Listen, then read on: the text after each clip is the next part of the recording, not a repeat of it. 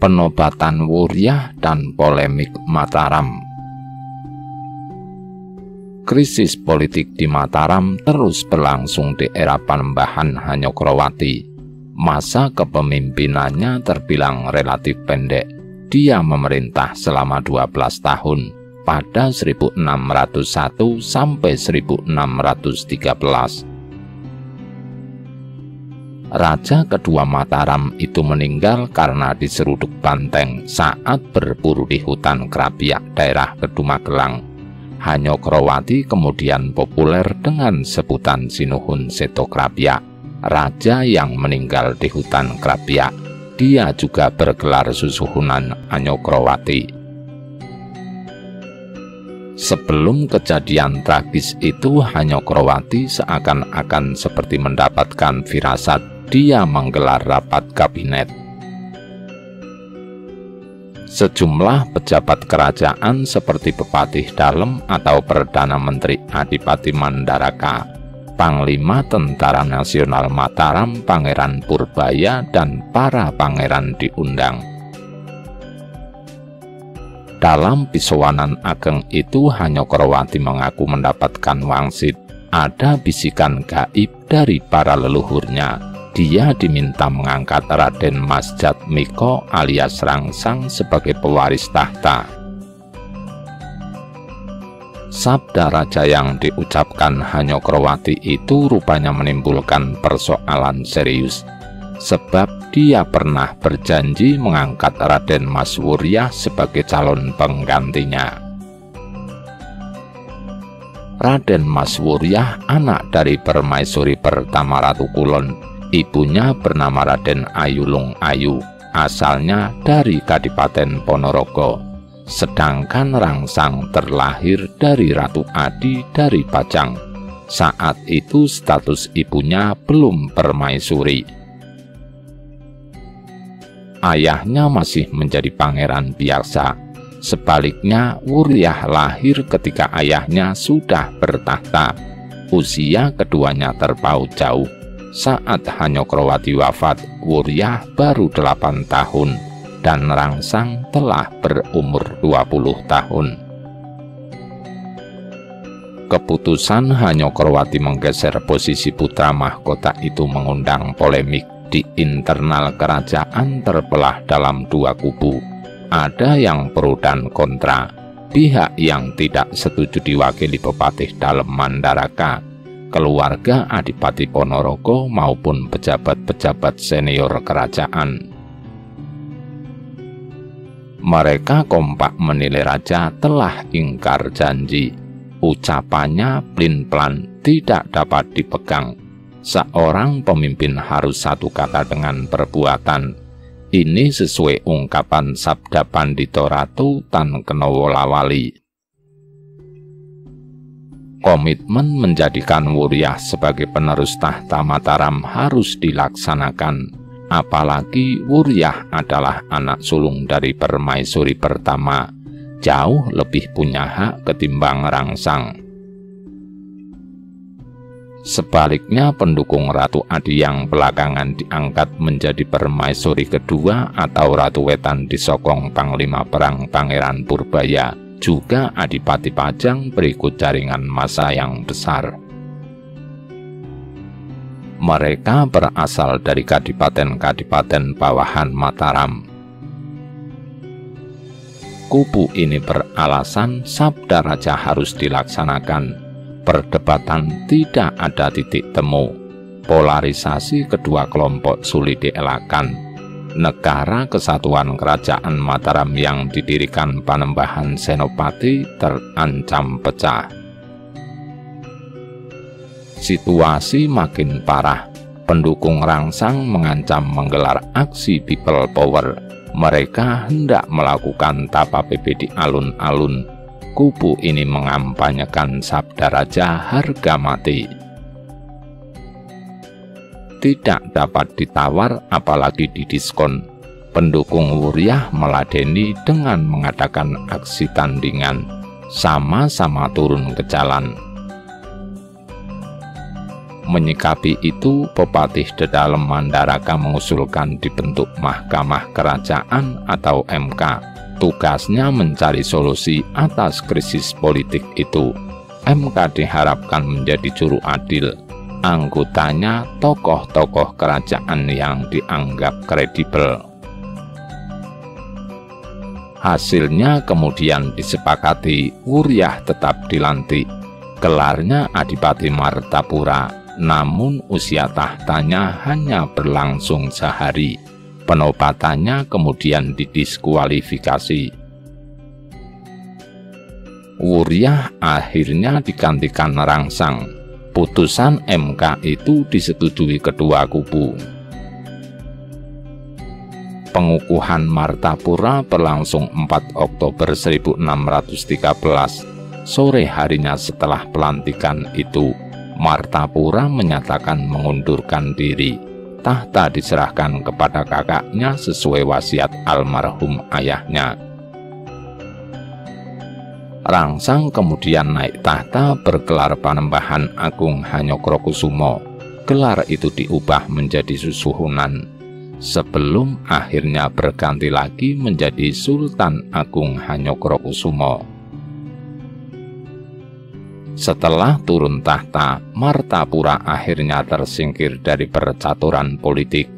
Dia memilih mengasingkan diri menjadi Raden Santri di Gunung Pring, Muntilan, Magelang. Penobatan Raden Mas Wuryah sebagai Raja ketiga Mataram dengan gelar Adipati Martapura telah didiskualifikasi Mahkamah Keraton atau MK. Posisinya kembali menjadi pangeran biasa. Masa jabatannya sebagai raja hanya berlangsung sehari. Pagi dikukuhkan, sorenya turun dari tahta. Lengsernya Martapura ini merupakan kekalahan politik kubu Adipati Mandaraka dan Adipati Ponorogo. Mandaraka adalah nama lain dari Ki Jurumertani. Dia merupakan penasehat kerajaan sejak era Panembahan Senopati. Saat Hanyokrowati, ayahanda Martapura wafat, Mandaraka menjadi Pepatih Dalem, semacam Perdana Menteri. Kubu Mandaraka itu harus kompromi dengan kelompok Pangeran Purbaya. Adik tiri Hanyokrowati ini menjabat Panglima Tentara Nasional Mataram atau TNM bersama Adipati Pajang.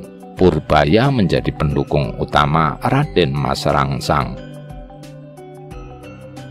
Sejarah mencatat kubu pro Rangsang sukses mendongkel kedudukan Martapura. Rangsang naik tahta menjadi Panembahan Agung Hanyokrokusumo, kelak lebih populer dengan gelar Sultan Agung Hanyokrokusumo. Kompromi politik harus ditempuh dengan pertimbangan 3 hal demi menjaga keutuhan, persatuan, dan kesatuan Negara Kesatuan Kerajaan Mataram. Mandaraka tidak ingin NKKM yang dibangunnya susah payah bersama mendiang Ki Ageng Pemanahan dan Panembahan Senopati pecah.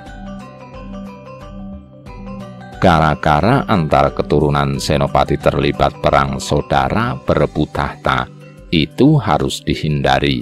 Begitu komitmen tokoh yang dikenal ahli strategi ini. Ki Jurumertani ikut membidani reformasi dan transformasi kekuasaan dari Pajang ke Mataram pada 1587. Semua berjalan mulus, tidak ada pertumpahan darah. Dia ingin itu juga terjadi di setiap suksesi Mataram. Upaya kompromi Ki Jurumertani itu harus dibayar mahal. Martapura bukan hanya tersingkir dari panggung politik, dia ikut diasingkan dan terdepak dari lingkaran kekuasaan. Sejak Sultan Agung bertahta, framing tentang sosok Martapura segera dibangun. Penobatannya sebagai Raja ketiga Mataram tidak diakui di sejarah ketatanegaraan Mataram. Sejumlah tokoh dan juru bicara istana melancarkan opini secara masif. Bahkan dalam serat maupun babat Martapura digambarkan sosok yang terganggu ingatannya. Dia diberitakan mengalami sakit kejiwaan sejak belia. Demikian serat dan babat yang ditulis di era kekuasaan Sultan Agung. Karena itu Martapura dinyatakan tidak layak menyandang gelar raja. Informasi yang cenderung hoax itu terus dikembangkan, diproduksi berulang-ulang. Serat Nitik Sultan Agung juga menyebutkan yang pantas menjadi putra mahkota seharusnya Rangsang, bukan Martapura. Alasannya dia putra tertua dari Hanyokrowati, lahir dari permaisuri kedua Ratu Adi. Tentang pengangkatan Martapura ditulis sebagai pejabat putra mahkota. Tujuannya guna menghindari kekosongan kekuasaan. Serat Nitik menyebutkan saat penobatan Martapura, Rangsang sedang mengadakan kunjungan kerja keluar daerah. Sedangkan di babat Sengkala diceritakan rakyat di alun-alun menyambut sukaria penobatan Martapura. Saat Bisowanan Ageng, Adipati Mandaraka lantas membisiki raja baru itu. Dia dinasehati agar menyerahkan tahta kepada kakaknya Rangsang. Itu sesuai wasiat mendiang ayahandanya. Babat Tanah Jawi memberitakan Martapura menderita sakit ingatan musiman dan suka memakan makhluk yang masih hidup. Karena itu Martapura dinilai berhalangan dan tidak mampu untuk memerintah Mataram. Suksesi Sultan Agung Hanyokrokusumo menggantikan ayahnya Panembahan Hanyokrowati merupakan bentuk suksesi yang menyimpang. Seharusnya tahta itu menjadi hak Raden Maswuryah atau Adipati Martapura. Meski lebih berhak, realita politik berkata lain. Raden Mas Rangsang, nama muda Sultan Agung, berhasil menjadi pemenang dalam kemelut suksesi di Mataram. Kenaikan tahta Raja Mataram tersebut sejak awal tidak berjalan lancar.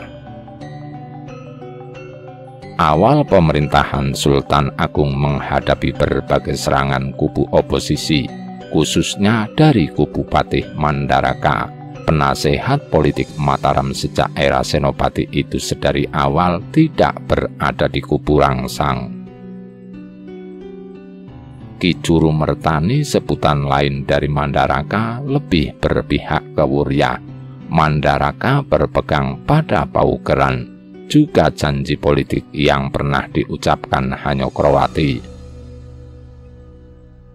Sultan Agung menghadapi krisis legitimasi. Tidak semua elit kerajaan mendukungnya. Kubu Wuryah menuding ada rekayasa politik di balik putusan Mahkamah Keraton yang memenangkan Rangsang. Ada skenario yang telah disiapkan. Aktor politik yang bermain disebut-sebut Pangeran Purbaya. Dia menjabat Panglima Perang Tentara Nasional Mataram. Purbaya juga ahli di bidang telik sandi. Tokoh lain yang sering pasang badan untuk Sultan Agung adalah Tumenggung Singaranu. Dia juga punya jam terbang dalam operasi-operasi militer. Ketika menghadapi kubu Wuryah, Singaranu langsung tampil ke depan. Dia beberapa kali pindah jabatan sesuai kepentingan saat menghadapi lawan politik. Tak heran Singaranu mendapat julukan pejabat serba bisa. Dia selalu berada di dekat Sultan Agung. Kemanapun Sultan Agung pergi, di situ pasti ada Singaranu. Sebaliknya Purbaya lebih banyak bermain di balik layar, sesuai dengan latar belakangnya mantan pejabat telik sandi. Kritik lain yang dilontarkan kubu Wuryah adalah dominasi pengaruh Ibu Suri alias Ratu Hadi di pemerintahan. Berbagai serangan itu membuat Sultan Agung kedodoran. Serangan oposisi agak berkurang setelah tahun ketiga. Momentumnya usai Patih Mandaraka wafat, Sultan Agung tidak menunjuk Temenggung Mandurareja, anak Mandaraka, sebagai pengganti. Namun jabatan Pepatih Dalem dipercayakan kepada Singaranu, sang pejabat serba bisa. Untuk memulihkan legitimasi di depan rakyat, Singaranu memerintahkan juru warta istana dan kantor berita kerajaan Mataram membuat opini. Wuryah diberitakan tidak layak menjadi raja karena terganggu ingatannya. Itu antara lain termuat di Serat Niti. Sultan Agung juga meluncurkan proyek besar berupa agresi militer ke wilayah timur, misalnya ke Wirasabah, Lasem, Pasuruan, Tuban, dan Surabaya. Selain itu, pada tahun kelima, Sultan Agung mulai memikirkan memindahkan istana. Dia perlu membangun ibu kota baru. Alasannya, kota gede sudah cukup padat. Dia juga ingin mengikis bayang-bayang ayah dan kakeknya. Dengan memindahkan ibu kota, Sultan Agung ingin membangun legitimasi yang utuh, sekaligus mengalihkan perhatian agar masalah suksesi tak lagi dipersoalkan. Dia memilih Kerta sebagai calon ibu kota baru pengganti kota gede. Letaknya kurang lebih 5 km selatan ibu kota lama. Pemilihan Kerta sesuai survei Badan Perencanaan Pembangunan Nasional Kerajaan Mataram. Lagi-lagi badan tersebut dikepalai Singaranu. Sultan Agung bersama para pejabat Mataram beberapa kali meninjau ke Kerta. Pembangunan calon ibu kota dimulai 1618. Bersamaan dengan itu juga diadakan pengukuran tanah di Desa Pamutihan untuk Kadipaten kediaman putra mahkota. Tahun berikutnya Sultan Agung mulai menempati Kerta. Dalam babat sangkala ditulis ingkang sinuhun awit ngadaton ing Kerta, namun Ibu Suri atau Ratu Hadi masih tetap tinggal di kota gede. Ibu Dalem tasih wonten ing Kutha Agung. Meski demikian, keraton belum dapat dikatakan sempurna. Bangsal Prapayeka yang menjadi tempat tinggal Sultan Agung dibangun 1620. Setahun kemudian Ibu Suri pindah ke Kerta. Boyongipun Ibu Dalem datang Kerto. Prosesi pindahnya ibu kota berlangsung 1622 dengan ditandai pagelaran wayang kulit. Pembangunan kediaman putra mahkota baru selesai pada 1626. Kangjeng Pangeran Arya Mataram pindah datang Kerta. Di istana baru diam-diam menerima orang Belanda. Setelah menempati ibu kota baru, Sultan Agung kerap tampil ke publik. Dari utusan Belanda pada 1622, 1623, dan 1624 yang mengunjungi Mataram memberikan gambaran tentang Istana Kerta. Kesan pertama yang diperoleh orang Eropa terhadap Sultan Agung bahwa dia tidak dapat dianggap remeh. Wajahnya kejam. Kaisar dengan dewan penasehatnya memerintah dengan keras sebagaimana sebuah negara besar. Demikian kesaksian pengusaha Balthasar van Eindhoven yang pernah berkunjung ke Mataram. Sedangkan Dr. Hedehain menyebut Sultan Agung seorang yang berada di puncak kehidupannya. Usianya antara 20 sampai 30 tahun. berbadan bagus, sedikit lebih hitam dari rata-rata orang Jawa. Hidung kecil dan tidak pesek, mulut datar serta agak besar, kasar dalam bahasa dan lamban bila berbicara, berwajah tenang, bulat dan tampaknya cerdas, memandang sekelilingnya seperti singa. Sultan Agung berkopiah dari kain linen di kepala. Kopiah tersebut dipastikan kuluk putih. Pakaian kain batik berwarna putih biru, keris di badan bagian depan dan sabuk dari emas. Jari-jarinya terlihat cincin intan kemerlapan. Sifat Sultan Agung rupanya menarik perhatian utusan Belanda. Sultan Agung digambarkan punya sifat tahu, tegas, dan haus dengan pengetahuan. Sultan Agung pertama-tama bertanya soal peta dunia agar bisa mengetahui letak negeri Belanda, Inggris, dan Spanyol. Dia bertanya nama-nama gubernur jenderal Belanda. Sultan Agung mengomentari aksara Belanda. Menurut dia, butuh waktu 3 tahun bagi dirinya belajar membaca dan mengerti bahasa Belanda. Gambaran seputar Keraton Kerta diperoleh dari kunjungan utusan Belanda Jan Vos. Dia mengunjungi Kerta pada 9 September 1624. Dia melihat alun-alun yang dikelilingi pagar kayu disusun dalam bentuk wajik. Di alun-alun dia diterima Tumenggung Baureksa dan Tumenggung Tegal. Jan Vos kemudian diajak masuk istana bertemu raja. Jan Vos diterima di bangsal kencana. Jan Vos duduk agak jauh dari Sultan Agung. Di belakang raja terlihat 10 orang laki-laki. Di sebelah kanan duduk kakak beradik, Adipati Mandurareja dan Upasanta. Keduanya adalah keturunan Ki Jurumertani, penasehat politik Panembahan Senopati, kakek Sultan Agung. Utusan Belanda itu duduk di atas tanah tanpa alas bersama Tumenggung Baureksa dan Tumenggung Tegal.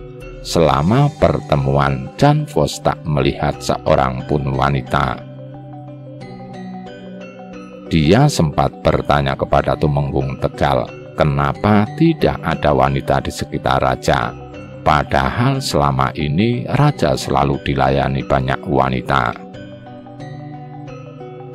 Tumenggung Tegal menjelaskan, waktu itu Jan Vos berada di tempat raja mengadakan pembicaraan yang bersifat sangat rahasia. Masalah penting diselesaikan di tempat itu sehingga tak ada pelayan-pelayan wanita. Nuwun, nuwun, nuwun.